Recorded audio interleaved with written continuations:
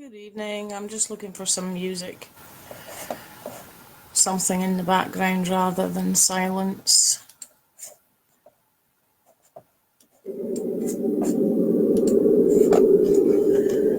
So, we've had a request for ghost stories. So we'll do some ghost stories. That's just a generic special effects track in the background.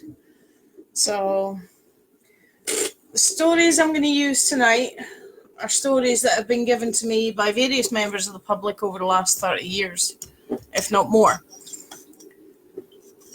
So, is there anywhere in particular you would think to start a ghost story?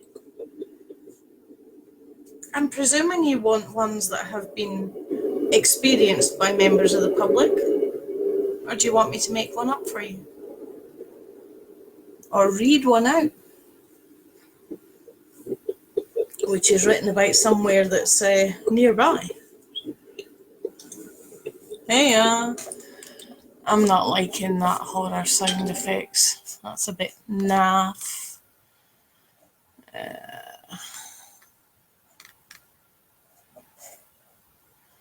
Let's try the haunted forest. That's a bit better. So what do you reckon, guys?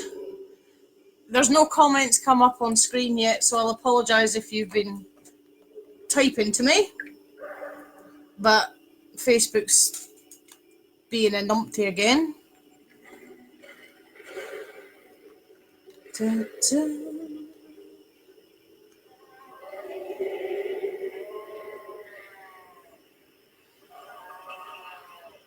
I'm going onto the page on my phone to see if I can see any comments, because there's nothing on the screen.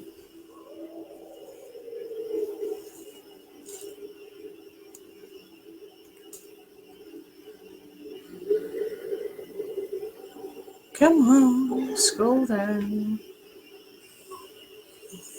Right, now let's turn my volume off on the phone. Hey Janet, hey Sarah, hey Deb. So, what do you reckon? Fictional ghost story or true stories that have been told by the public? Your choice.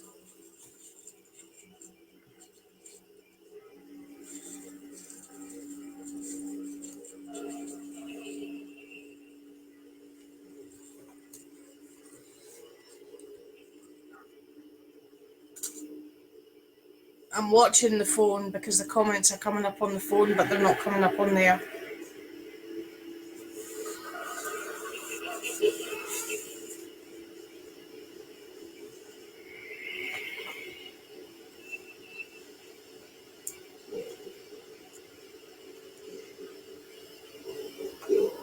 Tick, tick, tick. Ah, see, I can see your comment on screen, Janet.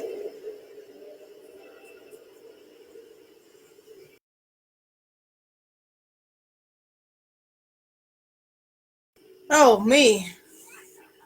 So, fiction or alleged fact? Your choice.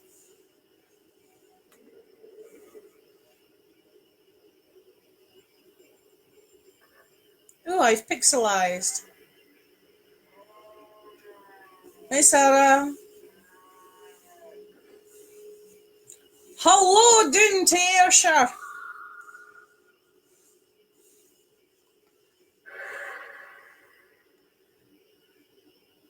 Yeah, those two comments have come up.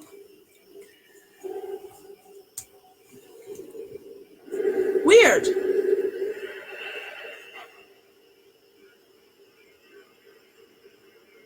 Right, shall we start with an alleged factual one?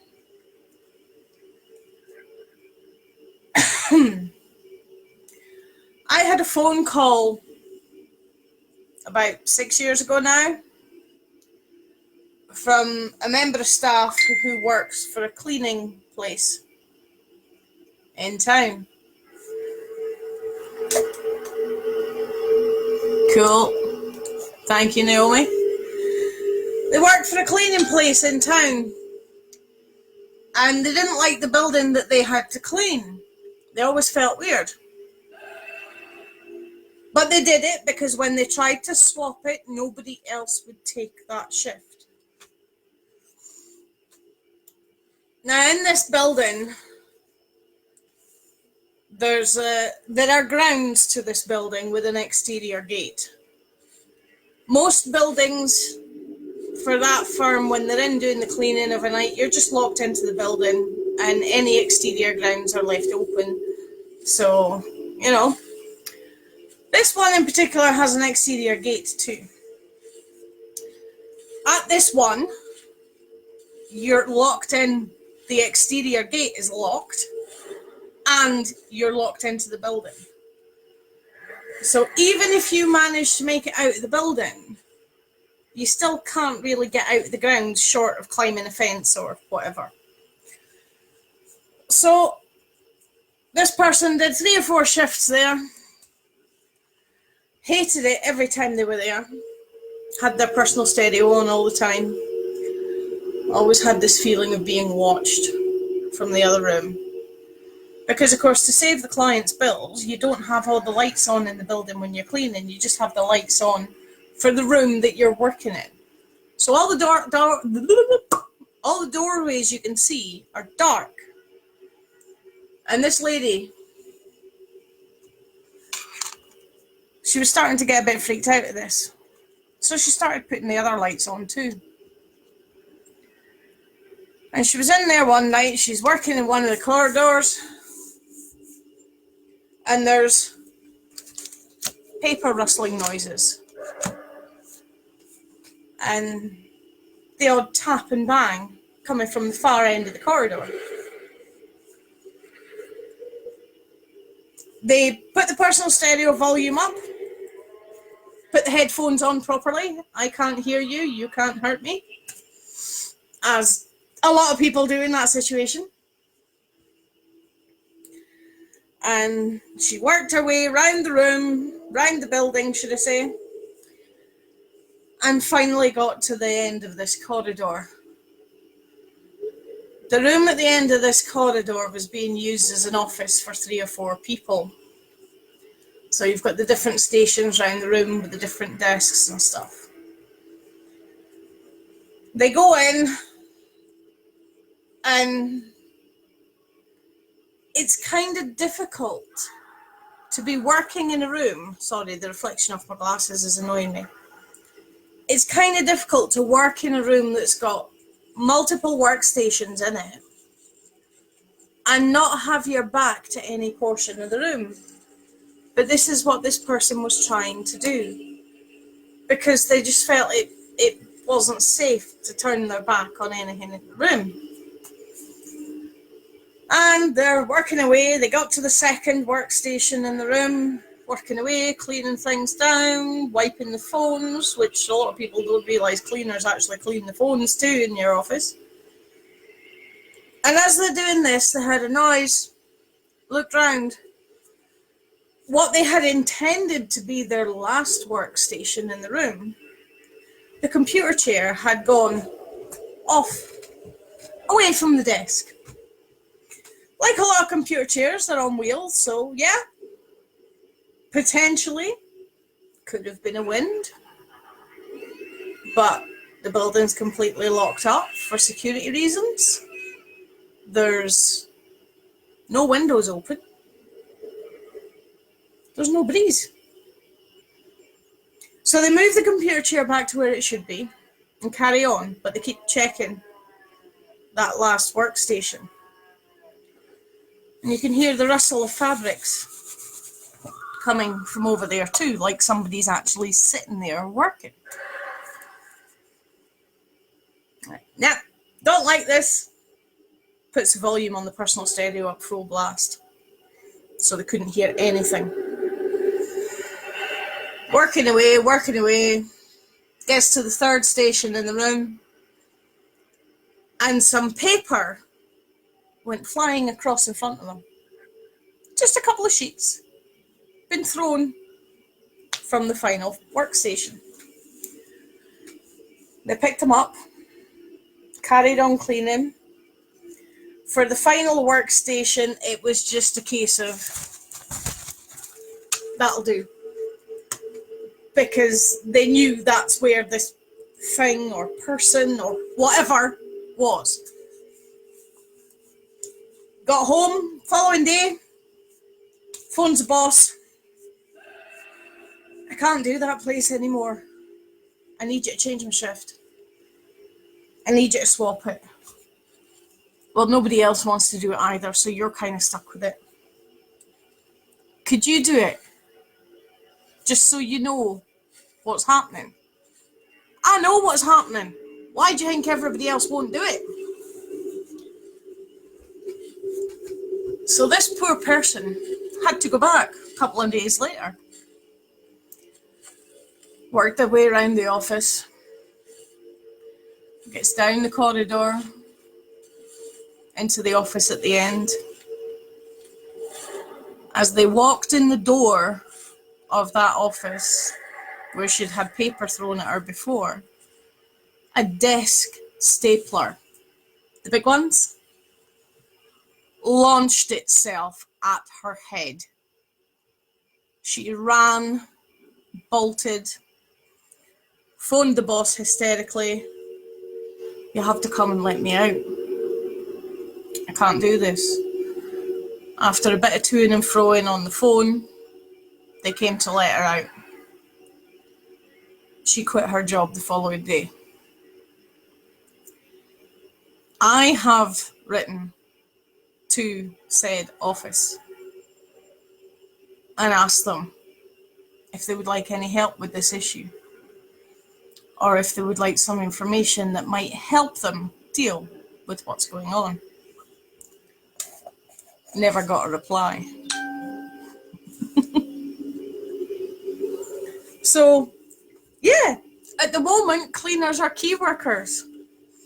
But remember, somewhere in Elgin, there is a cleaner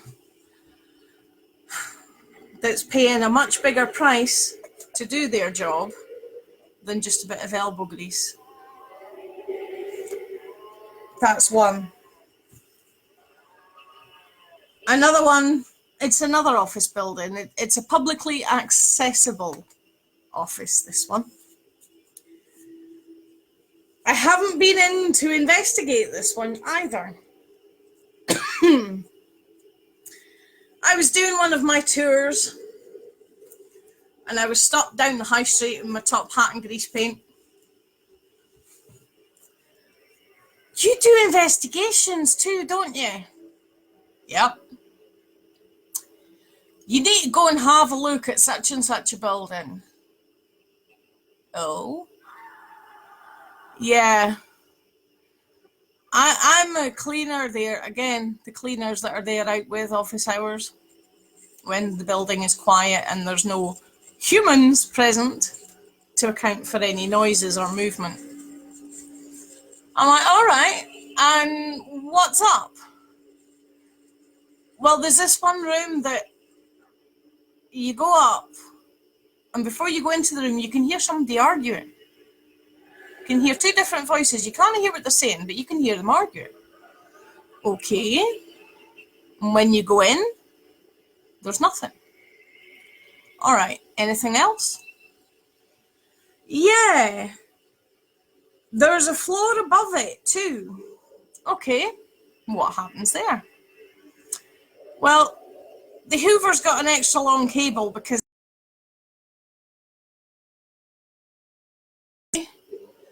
well, you plug it in at one end and you can get 3/4 of the way up, and then you've got to go and get the plug and plug it in at the other end. Yeah, okay. Before you get halfway through, the Hoover goes off. Okay, switched off. Stretched the cables, pulled it slightly out of the wall, loose wiring in the machine itself. No, it's all been tested. Okay. Does anybody else have the same thing? Yeah, everybody. Okay.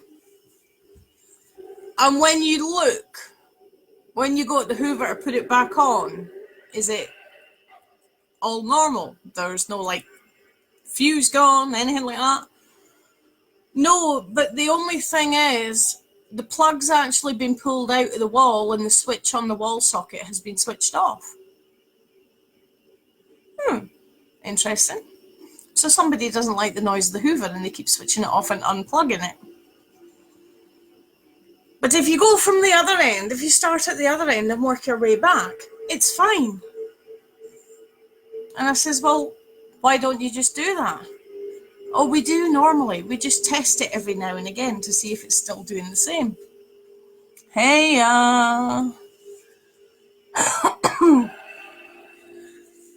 Again, this is another one where I've asked the powers that be at the top of the tree if they would like any help with this, if there's been anything else experienced by those who were there through the daytime. No response. See, a lot of these businesses think that they're going to be named, they're going to be included on the tours and all of it. They're not. Trust me. If you shout me to investigate your building, shut the ghost up, move the ghost on, whatever, if you don't want people knowing about it, they won't know about it. Even if I tell people the story about it, I won't tell them what the business is or where it is. If you want to do it, if you want it to go public as a wee bit of mutual advertising, then so be it. It's entirely the client's choice.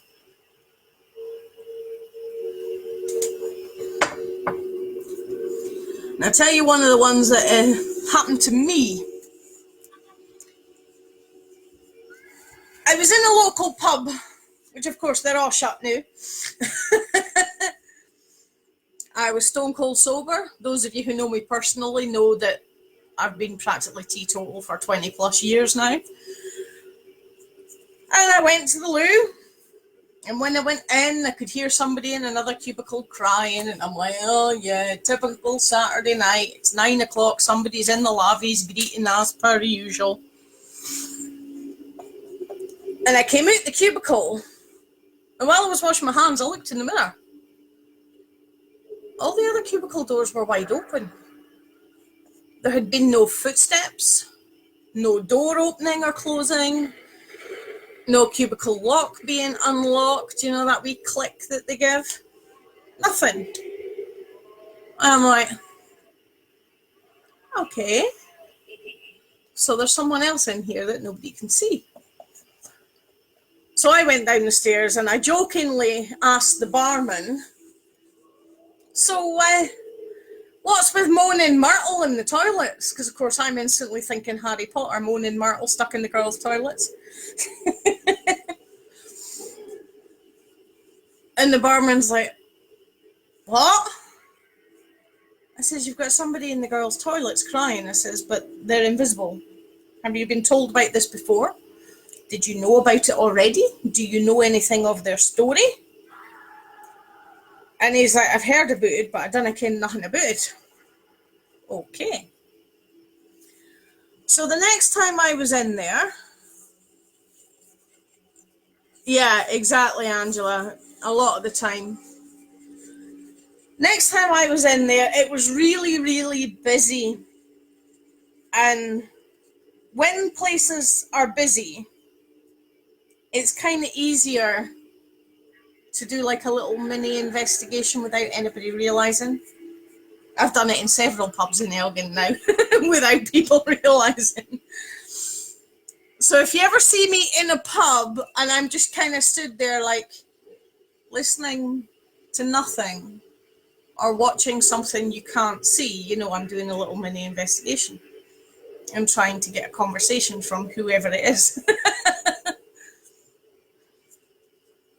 Next time I was in, I did a wee mini investigation, and it was one of them nights where there's a bunch of lassies in the toilets. Oh, my boyfriend did this, and my parents said that, and then.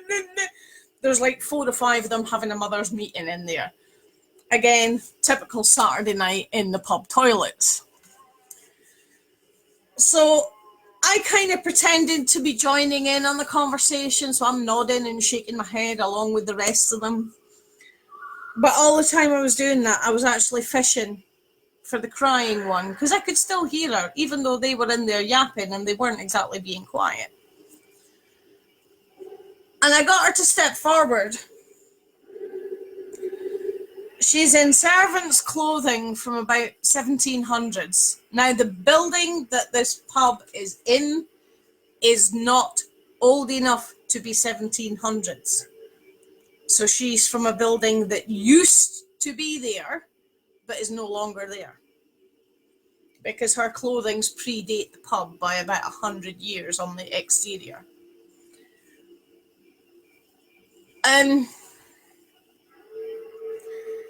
I got her to tell me why she was so upset. She was staff in the house that used to be there. It was a big posh house before. It was a big posh house that was there before that building was built. The house was demolished in 1790. She'd been staff in the house and she'd been asked to do something by the boss. She didn't want to do it because it was wrong. I don't want to put too fine a point on it, but suffice to say the boss's wife would have agreed that it was wrong. This went on for a few days, and in the finish up, the boss cornered her and made her. She fought, and she was thrown over the banister in the big house that used to be there. The room where the toilets are now would have been her little servant's quarters. So basically, he threw her over the banister. She broke her neck when she landed. And from then on, until I spoke to her, she'd been sitting in what used to be her room, crying, waiting for someone to help her. She's not there now. You do sometimes still hear her footsteps when there's nobody else in the corridor, but she's not sitting there crying anymore. She's been released. So, yeah.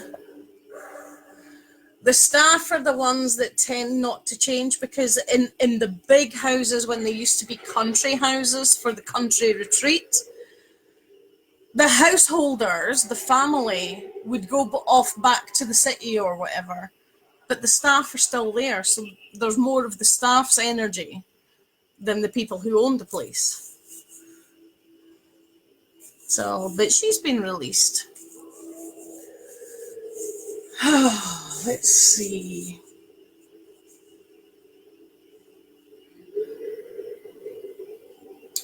I had a gent come up to me one time. This is about, this is about 20 years ago, this one.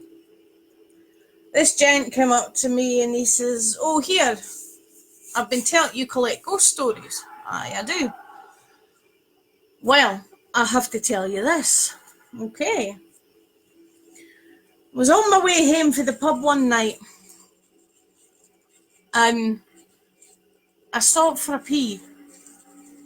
Peeing in the street when they're drunk. Yeah, I hate it too, but it still happens today.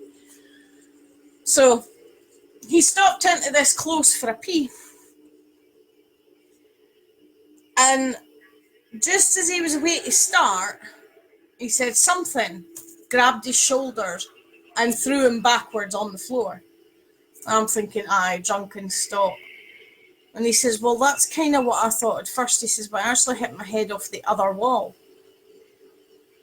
which is about 7 feet away.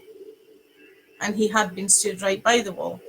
There's still a question mark in my head whether he was actually stood in the middle of the close rather than up against the wall, because, drunk, distance, Your judgment's not that great for distance, which is why they all swagger and sway and bounce off the walls on the way down the road. So I says to him, I says, okay, I says, what close is it? So he tell me. And I went down with one of my friends one night when I knew the town would be absolutely dead. On a Sunday night, none of the pubs were open because this was before Midas existed or any of them. And we went down to this close and I did some fishing.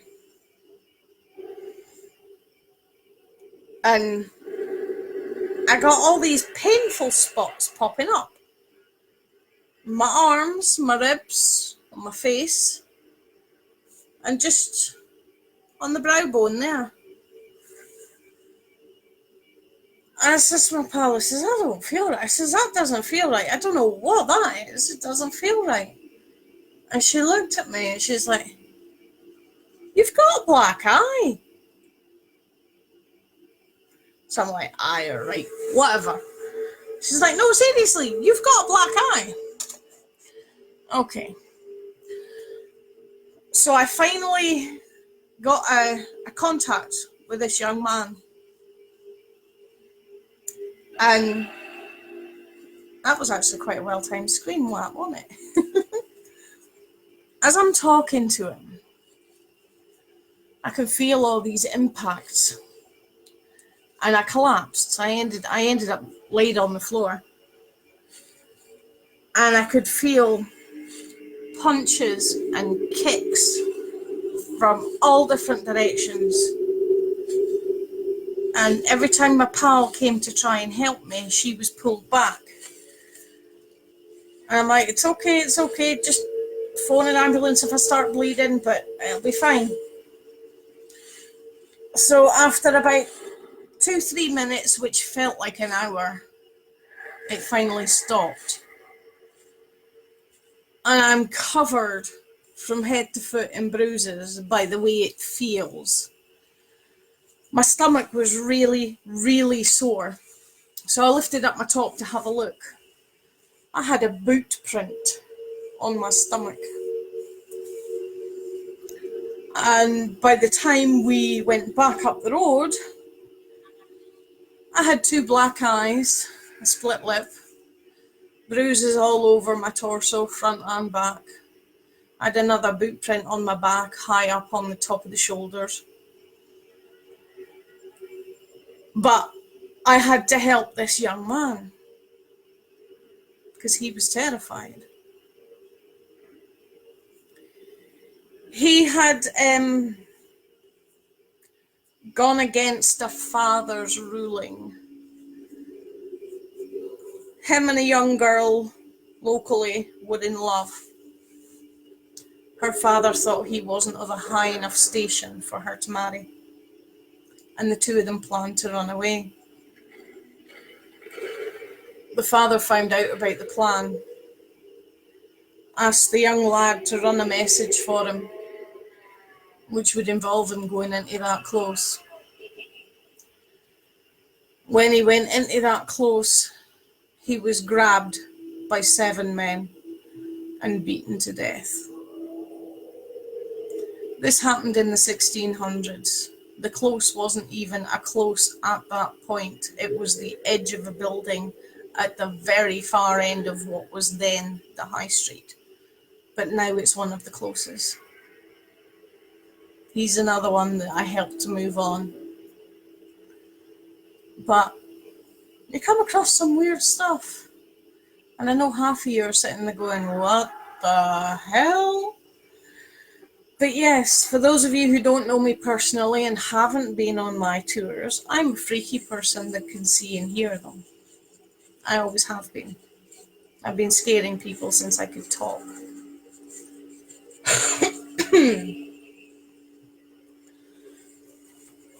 Now, where else shall we go?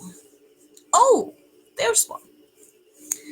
I was on a well-known hill locally in town.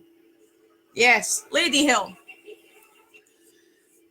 A friend of mine wanted to have their first paranormal experience, and for some reason they were drawn to Lady Hill. Okay, so we went up there. There was me, my pal, and I think there was one other person, I'm not entirely sure.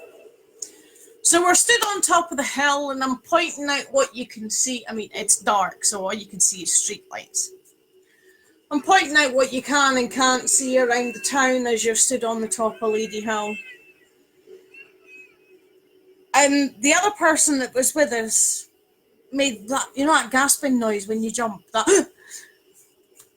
Therese, what's wrong with you? I've just seen a nun. Again, this is nearly 20 years ago, long before the movie. And I just looked at him and I'm like, where? Over there, behind the statue. You know, the big pillar that George stands on top of? And behind there. Okay, so I went round. As I get round the back, I did see the tail end of some fabric going past, running away from me, running towards where the chapel would have been if the castle and the chapel were still complete. So I starts chasing it. Now, it's pitch black, it's raining, and I'm running round the top of Lady Hill, chasing something that I can only see half of. One of them, my pal, she couldn't see it. The boy that was with us, I can't honestly remember who it was, he could see it. And I could only half see it. You know, when you kind of see movement, but you don't see something to account for the movement. So, I'm running around the top of Lady Hill in the darkness, peeing down my rain. And it was all getting quite tense. The bloke was getting really, really freaked out. My pal was getting freaked out because she could feel there was something weird going on around her, but she couldn't see anything. And she was getting really freaked out. And while I'm shouting to her, oh, you'll be fine, just push it away. Next thing they hear is me screaming. I got my foot stuck in a rabbit hole. I screamed, they both screamed, he ran halfway down the hill, and she was frozen to the spot, screaming continuously. Because I got my foot stuck in a rabbit hole and went, ah! When I did. So sometimes a ghost story isn't about the ghosts. It's the atmosphere that freaks you out, combined with a normal, natural event. And fear is contagious. You're not born with fear. The only fear you're actually born with is the fear of falling. Every other fear that you ever have in your life is learned from other people, be it spiders, wasps, dogs, cats, thunder, lightning, balloons, which I thought was a really weird one, but now I know 6 or 7 people that have that phobia. So, this ghostly events aren't always down to ghosts. It can be down to totally natural things. I had about 2 hours sleep last night. I'm laying in my bed, sound asleep, and something pulled my hair. So I woke up, and as I woke up, I heard a metal clatter. You know, like if you've got sheets of corrugated iron and it falls over, that racket?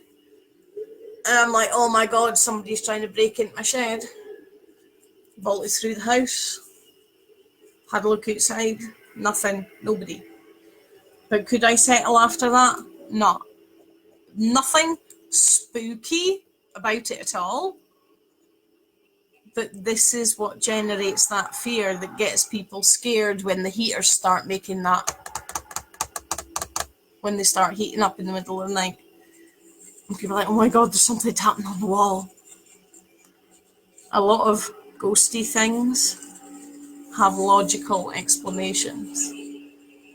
They're no less frightening in the moment, but when you find out that there is a logical explanation to it, you feel a million times better. Right, now I'm going to tell you a story from another pub. So, this was about 15 years ago, something like that, round about Christmas time. Staff member came to see me in January. I have something I have to tell you because I can't tell anybody else. My colleagues had been taking the mick even though they saw it too. I'm like, okay, what happened? Well, see, that year, Forres had their Victorian Christmas market. So there were people all over Murrayshire in Victorian costume, right? Because they were either on their way to Forres or coming back from Forres. So Victorian costume wasn't, well, it was almost normal for that weekend. There was so many people going about in it. And this bar staff was working the end of the shift, the end of the night, and most of the customers had gone. There was only like 4 or 5 of them left. And he noticed this wee old wifey sitting in the corner in Victorian costume. And he's like, oh, she's maybe come through for Forres after the do finished through there. So she only had a wee drop left in her glass, so he just left her to it while he pottered about doing his closing down routine, doing the cash up, putting the cages up and stuff like that. And he looks round and the wee wifey's gone. And so is her drink. So he shouts through to his colleague who's through the back in the kitchen, yeah, did you take that glass off that table? Eh?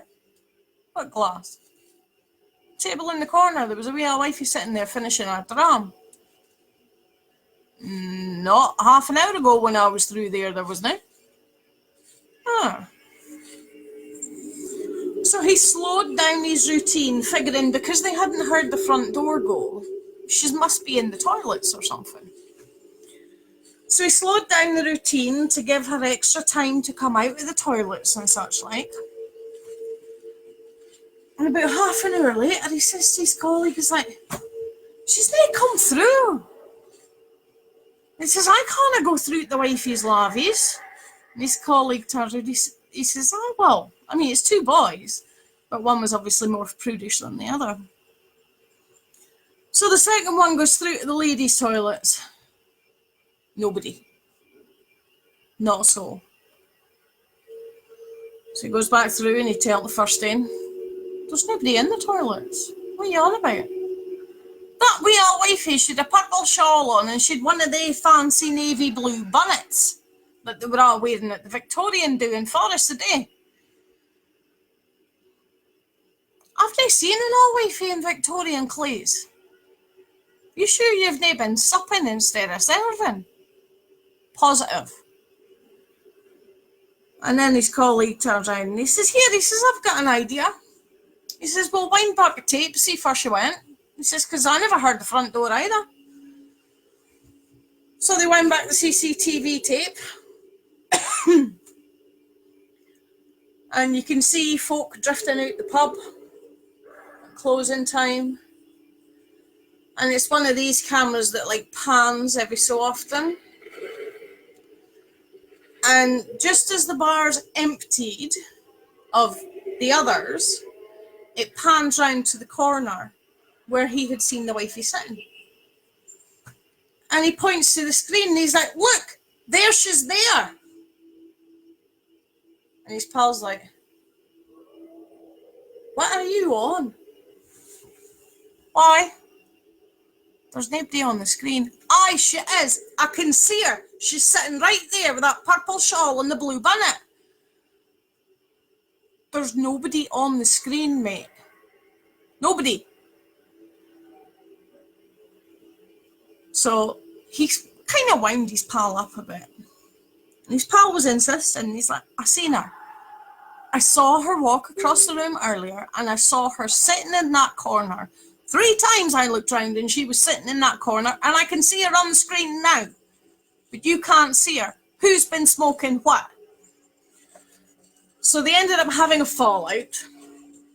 They went round the building, made sure everything was secure, locked the door, went home. The following day, the first guy's back on shift. Says the boss, he's like, was everything okay when you opened up this morning? Yeah, why? Well, I thought we'd locked somebody in the building last night. What makes you say that? So he tells him. And the boss is like, there was nobody here. And he says, well, that's what Jimmy said. He says, but I could see her on the CCTV tape as well, and he couldn't. So the boss is like, come on through. Because it's not even opening time yet. We've got half an hour. Come on through. We'll check the tapes together. Check the tape. The same thing. The boss can't see the lady sitting in the corner. The boss can see there's an ever so slight purple kind of smudge over the back of the chair. But there's not actually a person sitting in it. Nobody knows who the old lady is. She was quite happy. She was people watching through the evening. He turned around and said a few times he looked round and she had a smile on her face and she was watching all the drunk people's behaviour and chuckling away to herself. He never saw her come to the bar. He saw her leave her seat and go through to where the bathrooms were on a couple of occasions. She was in there the entire night. But she's not on the CCTV tape. You can make your own mind up about that one.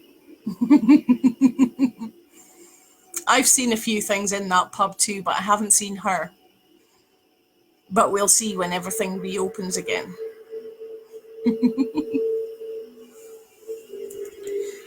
Another one, bit further along. A tattoo place, or it used to be, it's not anymore. I was actually at my pal's shop, to be honest. The shop no longer exists either. I was at my pal's shop, and this dude come in, a ZZ Top beard, and hair longer than mine. You're that weird person that sees ghosties, aren't you? Aye.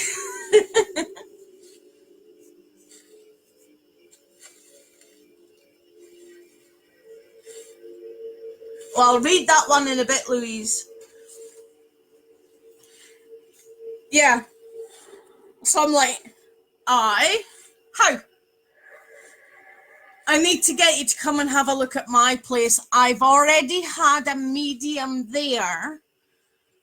And they said they fixed it, but the stuff's still happening and it's got worse. I'm like, what stuff? I've had 3 people cancel their tattoos this week alone because they're seeing people walk through the waiting room, out of one wall, across the room, into the other wall. There's kids laughing in the private area, the screened off room, where I do tattoos on personal places. And if you go to the loo, when you're sitting in the loo, you can hear children screaming. And I'm like, where the hell is your tattoo place? And he's like, oh, it's at such and such. Ah, okay, yeah. 1700s building, yep, okay, there could be something there. So we went down that afternoon. In fact, if anybody's ever actually taken over the building, they will see, it's one of these that when you get into the bit where their shop was, there's the old 70s serving hatch. And up on the right hand side, you'll see a witch's hat with WW and the year. That's me signing, because it's one of them bits where he got everybody to sign when they come in. So I signed it too. So I went in and I'm like, oh, yeah. Late 1700s, early 1800s interior, massive plaster ceiling rose, the coving round the room. Beautiful, beautiful building. See, I love all that old stuff. Gee, you wouldn't have guessed that, would you? So I'm like, right, okay. He says, what do you need to do? And I'm like, well, just go make a coffee just now and we'll have a chill and you can tell me everything in a calm, collected manner, everything that's happened. Okay. So we're sitting in the customer waiting room having a brew and he's telling me some of the stuff that's happened. And as he's telling me this, there's a little girl behind him. She's about 6. She's got long blonde hair. And she's spinning on the spot so that her lovely pale blue dress puffs out into almost a circle. And then when it does make the circle, she stops, looks at you and goes, and runs off through the wall. He's completely oblivious to this. But when she laughed, I laughed. And so did my friend. And I looked at my friend and I'm like, what are you laughing at? And she's like, I saw her too. Oh, okay. So she told me what colour her dress was. And I'm like, yeah, we saw the same thing. This is someone who didn't used to see, but now they do. So we finished our cuppa. He finished his stories.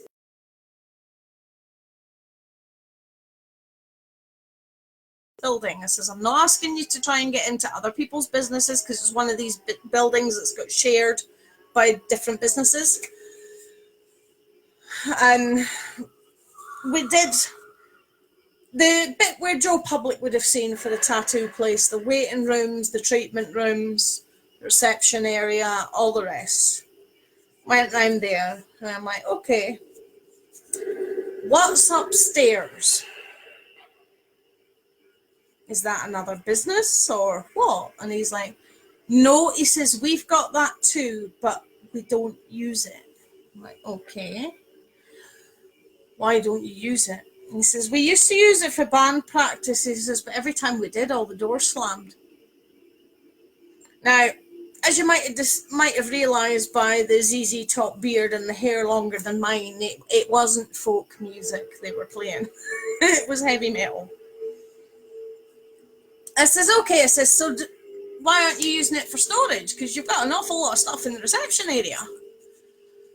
He's like, every time we put something up here, he says it gets thrown across the room. What do you mean, thrown across the room? He says, well, I'll line it up neatly on the windowsill or on the desk there. I says, yeah. He says, I'm the only one with the key to that room, and the next time I go up, it'll be moved. What do you mean moved? He says, if it's a tray full of stuff, there'll be 4 or 5 items in 4 or 5 different places around the room. Okay. And I'll come back to that, Scott. I'm having to take the comments off the phone because they're not scrolling up and they're not coming on the screen. It's about half of them appearing on the screen. I'll come back to that later. So I goes in, and yeah, there's like a 5-degree temperature difference from outside the room to inside the room. It's like walking into a fridge. I'm like, okay, well, there's a classic sign for you there. I says, have you seen or heard anything? He says, no, he says, we're not up here long enough now. Not since the door started slamming. Okay. At that point, I was aware of some kids that were hiding. I could hear them, but they were hiding. I'm looking around the room and I'm like, where's the cupboard? And he looked at me, he's like, what? I says, where's the cupboard? And he's like, oh my God. I says, what? He says, there is a cupboard. He says, but you can't see it. I says, why not? He says, because that desk's in the way. So I moved the desk out of the way, and yeah, right enough, there's a cupboard, but it's one of these where it's like, it's only about this high as the door. It's just an access crawl space. As soon as we opened that, there was a real strong wind blew through the entire room. But it wasn't an exterior door. And all inside was nothing but darkness. So we went back downstairs, collected torches, because he was a bit of a ghosty freak too. Collected torches out of the reception area, and me with my trusty, as I do on my tours, my trusty Poundland lighters, went back up, and I sat in the cupboard. The kids were all hiding in the cupboard, and I sat in the cupboard to try and get them to speak to me. Long story short, because I was sat in the cupboard for an hour and a half, there's about 15 children were stuck in there, and they were terrified. It wasn't a cupboard in their day. It was a crawl space through into the room next door, which would be nowadays the building next door, but was part of the same house originally. They're all hiding in corners, hiding behind each other, hiding behind the furniture. And as I'm trying to persuade them to talk to me, there's this dude comes strolling through the middle of them. Big black robe and everything. Fancies himself as God or something, or God's gift to women or whatever, because it was one of these kimono type robes. Judging by what was left of his hair, he's about 1920s, possibly a little earlier. As I'm looking at him, now as far as my pals are aware, I'm sitting in a cupboard with my legs crossed, my eyes closed, I'm not moving, I'm not talking. As I see this dude come strolling through the kids, and the kids are all running away from him, they heard the most horrific horror movie laugh that any of them had ever heard. And because they all screamed and jumped, that brought me back out of it, and we went back downstairs for another cuppa. Anyway, over the course of 3, 4, 5 visits to this place, and a hell of a lot of time in the archives researching what it was before, it wasn't 1920s, he's late 1800s. But what he is wearing is like a big black kimono. He fancied himself as a little bit of an Aleister Crowley, to put it in more modern terms. The children had been street children in Elgin, and he had persuaded them into his building with promises of food, fresh clothes, warmth,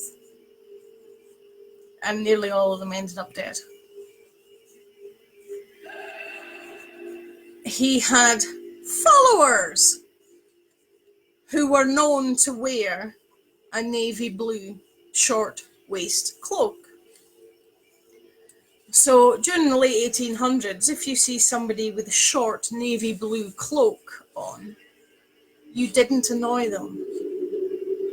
We had our very own cult in the late 1800s in Elgin. From what I can gather, the cult was responsible for the deaths and some other nasty stuff of 13 or 14 children. The children have been released from the building. That was my 7th or 8th visit. I released the children. And he is being confined to that little cupboard, which we sealed up. And the guy who ran the tattoo place actually plasterboarded over it so that it could never be opened again. So if you are living or working in a building on the high street where you find a hollow bit of wall, don't open it. It was sealed for a reason. He's the only spirit that I've been asked to move on, that I've not been able to move on. And he really thinks he's Aleister Crowley. He doesn't know who Aleister Crowley is, but that's just a modern reference for you guys so you can understand the kind of character he is. If he could be a horror movie character, he's Pinhead from Hellraiser. Right, Scott asked, where's the most active place or building I've been to in Elgin or in Moray? Most active place I've been to in Moray is currently a B&B, and it was the last time I went past it. I had a family member who used to work there, and it was one of these buildings where it's a huge, huge building. It's big enough to be a hotel, never mind a flaming B&B. And there's a staircase at either end of the building. And the family member would go to work up the stairs, take their shoes off at the top of that set of stairs, work their way through the building, and then go back to get the shoes. The shoes were always missing. They were the only person in the building, but the shoes were always moved. Where were the shoes? Every single time, tucked under the edge of one of the beds. So one of the ladies who used to live there liked her shoes and wanted to claim them. I had, about 10 years later, I ended up working in the same building. And by this time, the previous owners had died, the house had been sold, yada, yada, yada. When I got the job, the boss says, I'll give you a tour of the house. And I said to her, I says, I'll do you one better. I'll give you a tour of the house. And she looked at me like, what? I'm like, I've been running around this house since I was 10 years old. I'll show you all the hiding places. Which she was quite relieved at, because her boys had played hide and seek several times since they moved into the house, and she never, ever found all of them. So I showed her all the little hidey holes. About 3 months into the job, I was asked if I would babysit. Now, this is one of these houses where every time you go into a corridor or into a room that there's not a living person in, you automatically go, hi, it's just me, I have to be here. Because I have seen stuff carry itself down the corridors of that house. I have watched stuff lift from one unit, move, and deposit itself on other units. I've heard a conversation 2 feet away from me when there's nobody there. You know, it's one of those types of houses. So when I was first asked to babysit, I thought, yeah, I know this building well enough. It's not a problem. So I babysat. I was 15 at that point. And the boys had been playing with some walkie-talkies. At this point, they were 7, 5, and 4 years old. They'd been playing with some walkie-talkies, and they wouldn't go to bed unless they could take the walkie-talkies. So I said, okay, leave one of the walkie-talkies with me. And then if you need a glass of water, if you need to go to the bathroom or whatever, you can let me know to save me coming charging upstairs at the slightest little noise and asking what's happening.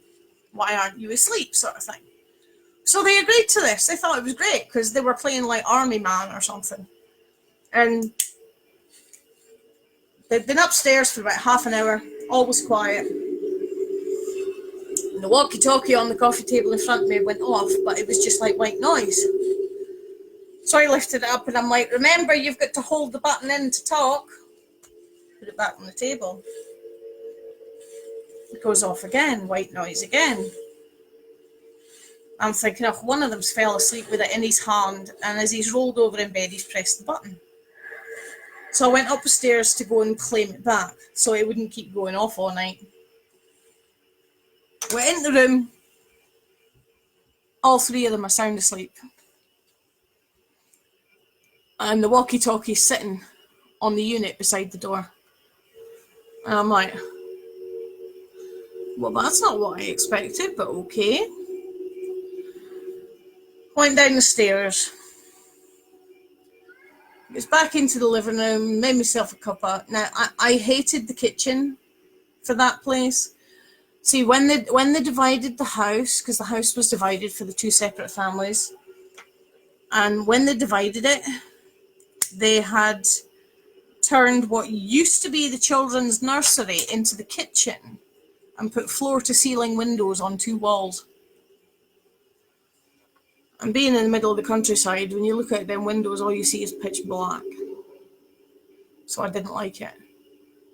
So I would be in and I would go in to make me coffee without actually putting the light on so I could still see out the windows. Because when it was a nursery, when I was 11, there was a guitar used to be in the store cupboard in the nursery. And the amount of times I've sat in that nursery drawing and heard that guitar playing in the cupboard. And now this was the kitchen that I was having to work in. So I made myself a coffee and grabbed a bicky. Out to the back door for a puff. Came back in, sat down, watching telly. Purposely looking for comedies to watch because I was 15. I was still really, really scared of all this stuff back then. And the walkie-talkie goes off again. And I'm like, we're under the flight path for one of the bases. That'll be what it is. So I switched both of them off. Found one of the Police Academy movies was on. I found that. And just as the dude that does the sound effects was showing off, one of the walkie-talkies comes on again. I'm like, okay, this is happening for a reason. What's going on? So I got curious, which I regretted later that night. I picked up the other walkie-talkie. And I'm like, I don't know who you are, but I can't hear you. Silence. So I went again. If you're someone from this house, you know me. I've been here lots of times. I used to come here as a child.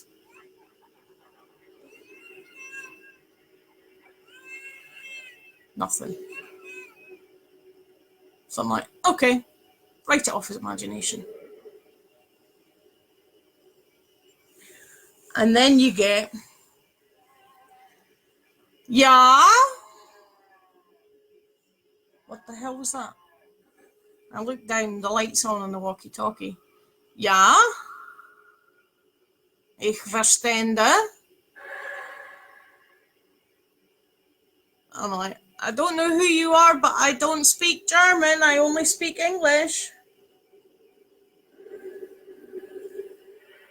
Yeah. So they were speaking German, whoever they were. And I thought, oh, I know who it might be because I know the history of the building. By this time, I'm shaking from head to foot because, as I say, I was only 15 when this happened, and this was my first actual proper paranormal investigation anywhere other than my own house. And I wasn't even supposed to be doing an investigation. So I switched the walkie-talkies off again because I didn't like it. I really didn't like it. And every time you look out the windows, all you can see is blackness. There was no moon. If there was, it was clouded over.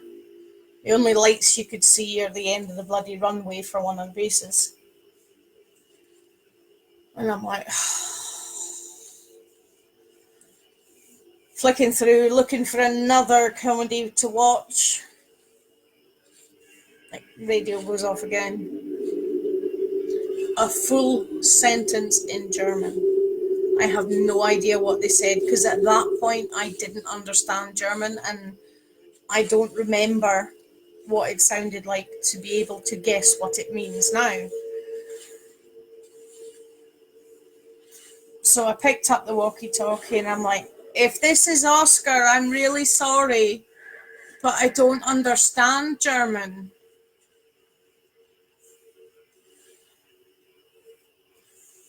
2 minutes later. Ja, ich bin Oscar. I started crying.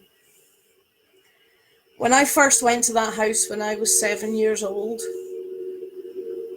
I was told about Oscar. He lived there. He had polio, which left him in a wheelchair. He didn't see his 20th birthday, but he loved making model aeroplanes. He loved playing with walkie-talkies, or two-way radios as they would have called them then, and things like that. So I started crying because I knew his story. I'm like, I'm really sorry, Oscar. Do you remember me from being here before? Yeah. And you could hear a little smile in the voice, and I'm like, okay, he knows who I am. I can almost relax because he never purposely scared me before. So by this time, well, 4 hours after I had put the kids to bed, and I had smoked about 18 cigarettes because I was so freaked out. And I'm like, right, I'm going to bed. So I went to bed. And I didn't put 2 and 2 together when the boss had shown me which bedroom I was going to. But I did put 2 and 2 together when I went to bed. I was in Oscar's bedroom. So I'm like, oh, personal stereo on, full blast, hang the headphones off the side of the bed so I don't hang myself with the cord. And I'm literally laid there with my head under the duvet, saying, I can't see anything, I can't hear anything, I can only hear MFR playing through my headphones, I can't hear anything else, I'm not going to see anything else, I'm keeping my head under the duvet where it's safe. As I say, I was 15.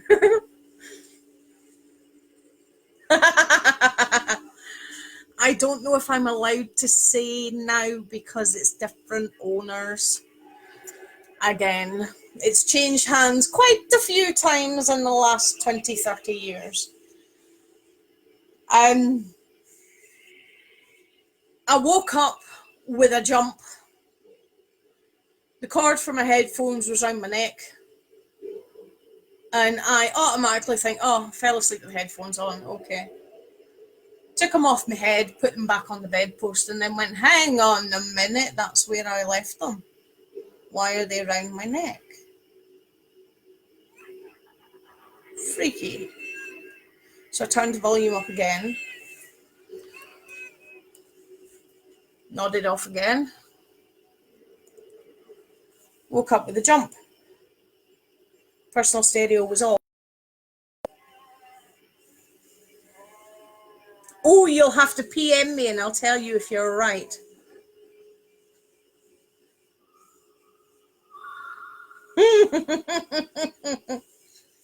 I never said a word, Lisa.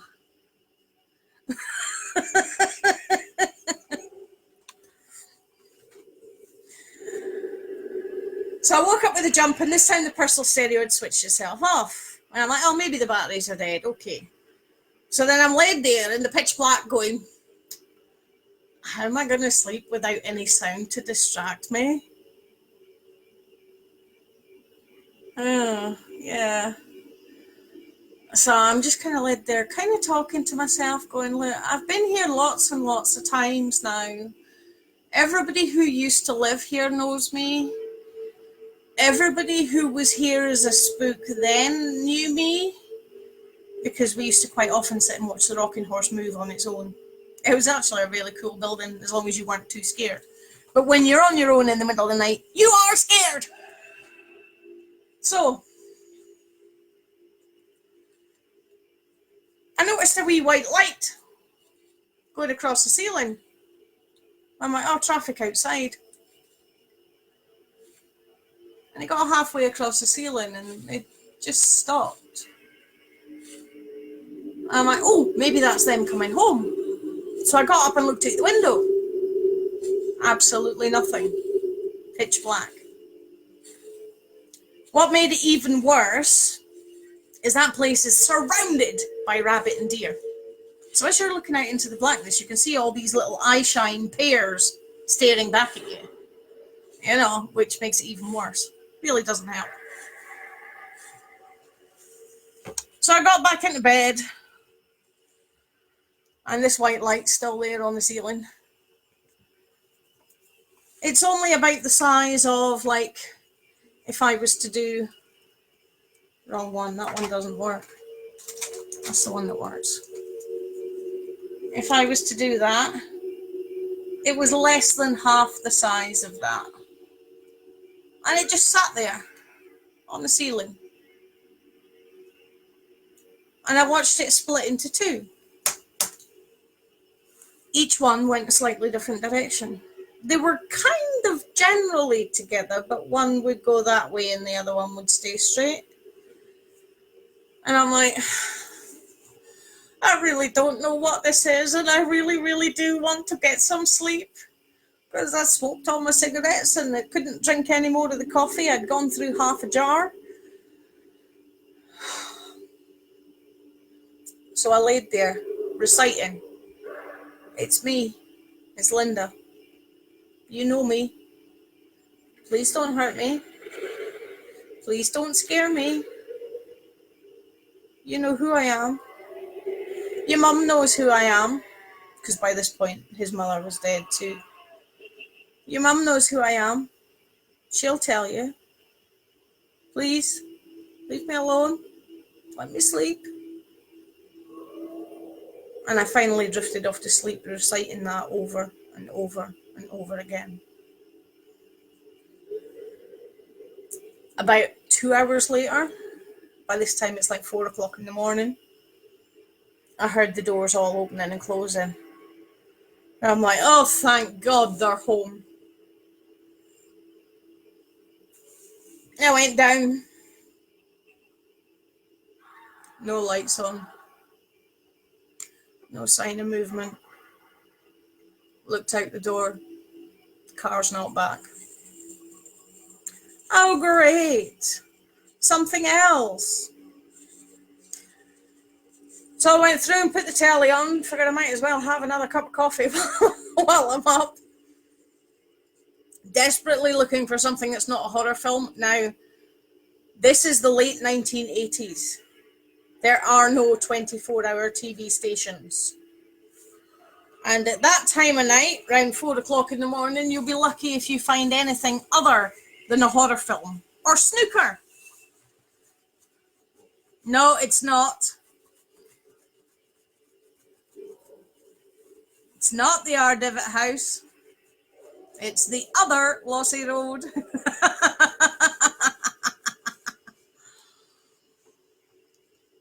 And all I could find that wasn't a horror movie was snooker.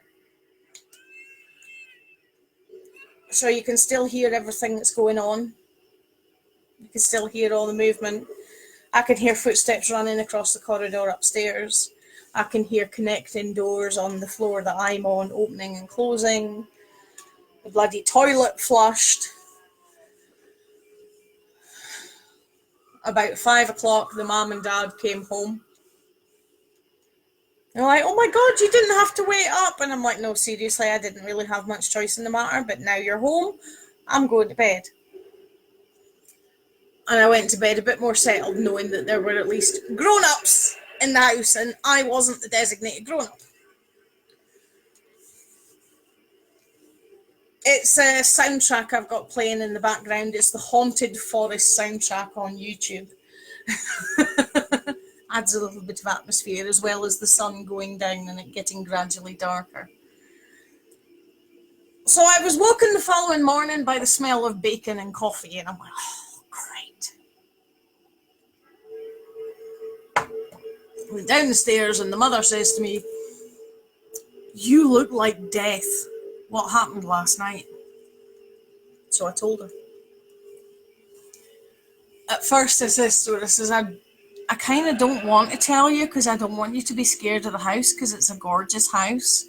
And I'd spent years running around it as a kid. And If it came on the market today and I had won the lottery, I would buy it in a heartbeat.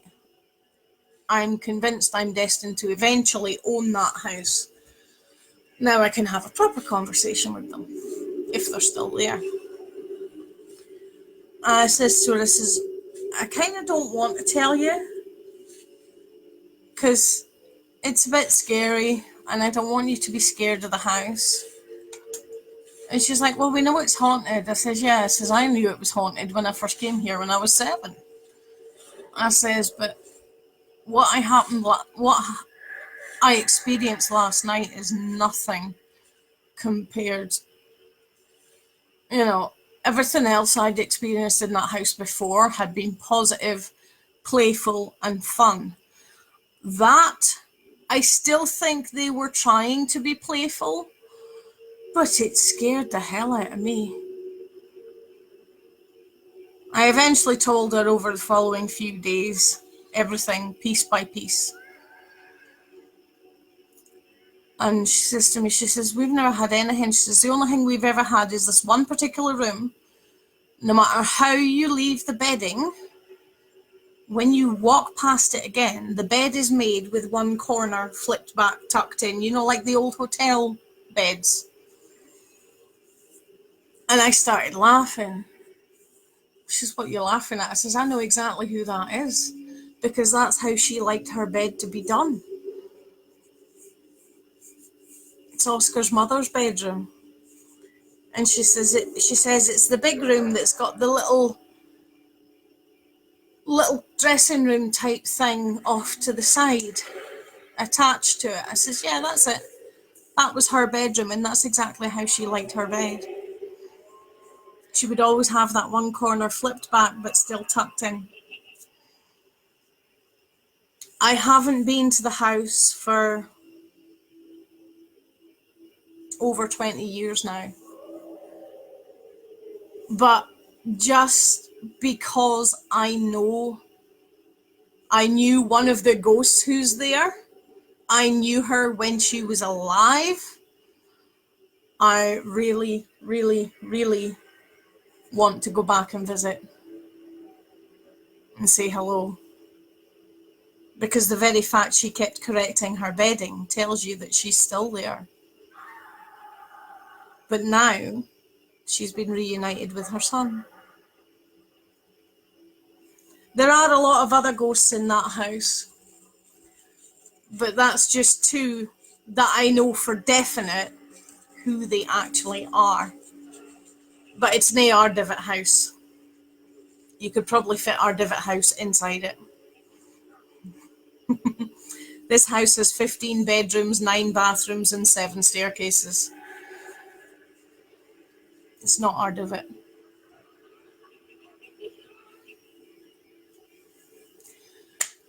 And we're over our hour, so I will leave you to it for the evening. Have a pleasant evening, whatever you're doing. Don't have nightmares.